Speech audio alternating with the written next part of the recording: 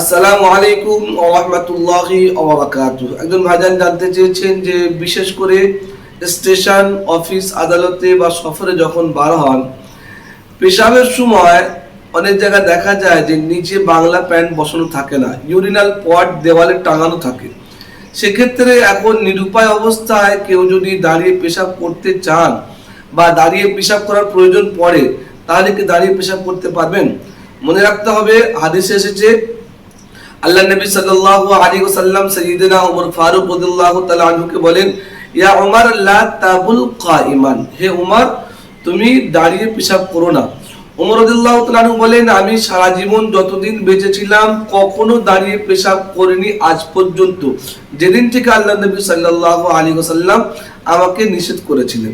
এবার আসি, এক হাদিসে এসেছে আল্লাহ নবী সাল্লাল্লাহু আলাইহি ওয়াসাল্লামের ব্যাপারে বলা হচ্ছে, হুযায়ফা ইবনুল ইয়ামান রাদিয়াল্লাহু তাআলা আনহু হাদিসটা বর্ণনা করেন যে আতা সুবাতাতা কওমিন ফাবালা কাইমান, আল্লাহ নবী সাল্লাল্লাহু আলাইহি ওয়াসাল্লাম সুবাতাতা কওমে এলেন এবং দাঁড়িয়ে পেশাব করলেন।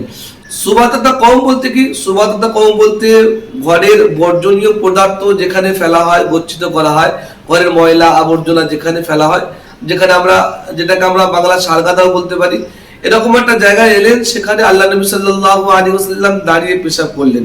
এই হাদিসের ব্যাখ্যায় অনেকেই অনেক রকম ভাবে ব্যাখ্যা করেছেন। কেউ কেউ বলেছেন যে আল্লাহ নবী সাল্লাল্লাহু আলাইহি ওয়াসাল্লাম যেখানটা পেশাব করছিলেন সেই জায়গাকে কেন্দ্র করে আল্লাহ নবী দাঁড়িয়ে পেশাব করেছেন, কারণ আল্লাহ নবীর সাধারণ অভ্যাস ছিল বসে পেশাব করা, যেটা আয়েশা রাদিয়াল্লাহু তাআলা আনহার হাদিসে বর্ণনা করা হয়েছে।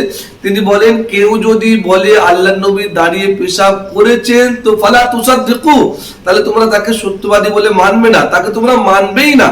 তাহলে এর দ্বারা বুঝতে পারি যে আল্লাহ নবী সাল্লাল্লাহু আলাইহি ওয়াসাল্লামের সাধারণ অভ্যাস ছিল বসে পেশাব করা।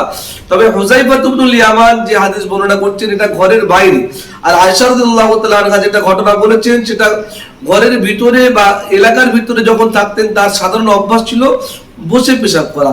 সফরে এমন একটা জায়গায় গিয়েছেন যেখানে বসে পেশাব করার সুযোগ ছিল না।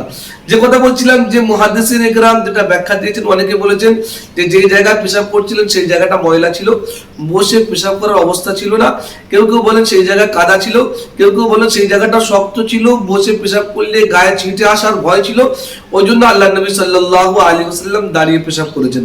আবার কেউ কেউ বলেন যে আল্লাহ নবী সাল্লাল্লাহু আলাইহি ওয়াসাল্লামের হাঁটুতে, কেউ বলেন যে মেরুদণ্ডে ব্যথা ছিল, যার কারণে আল্লাহ নবী সাল্লাল্লাহু আলাইহি ওয়াসাল্লাম দাঁড়িয়ে পেশাব করেছেন। তবে এই কথা একেবারে আমরা স্বীকার করতে পারি যে আল্লাহ নবী সাল্লাল্লাহু আলাইহি ওয়াসাল্লাম বিশেষ কারণে দাঁড়িয়ে পেশাব করেছেন, এটার প্রমাণ রয়েছে।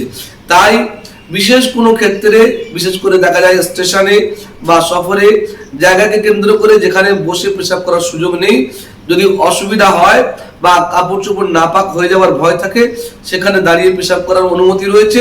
ঠিক এরকম ভাবে এমন একটা জায়গা আছেন বা এমন মানুষ যিনি পা ফোল্ড করতে পারেন না, পা ভেঙে বসতে পারেন না, বসে পেশাব করতে গেলে অসুবিধা হয়, তার জন্য এইরকম মানুষের জন্য দাঁড়িয়ে পেশাব করার অনুমতি রয়েছে, কোনো অসুবিধা নেই।